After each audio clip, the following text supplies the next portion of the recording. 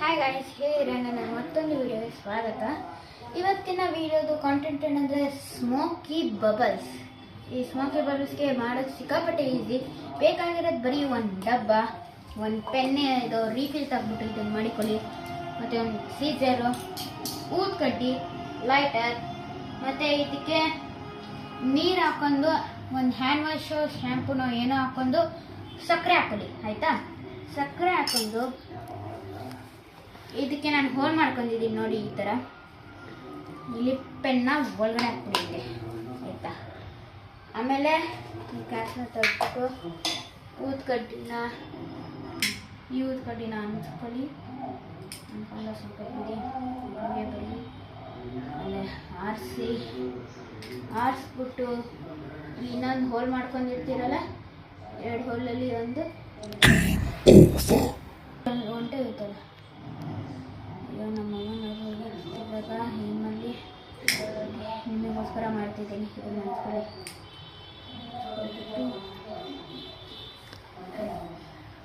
ಅವನಿಗೆ ಹಾಕಿ ಒಳಗಡೆ ಹೋಗಬೇಕು.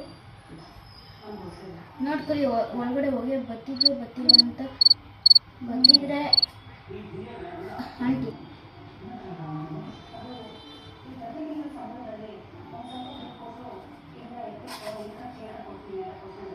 ನೋಡಿ, ಈ ಊದ್ಕಡ್ಡಿನ ಹಂಗೆ ಹಿಡ್ಕೊಳ್ಳಿ. ಈ ಸಾಫ್ಟ್ ಮಾಡಿದ್ರೆ ಹಿಂಗೆ ಗದ್ದಿ ಅದ್ಬಿಟ್ಟು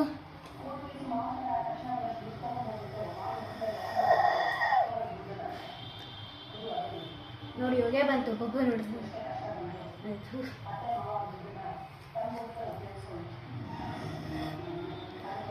ನೋಡಿ ಗಾಯ್ಸ್, ಬಬಲ್ಸ್ ನೋಡಿ, ಹೊಗೆ ಬರುತ್ತೆ, ದೊಡ್ಡದೋಗ.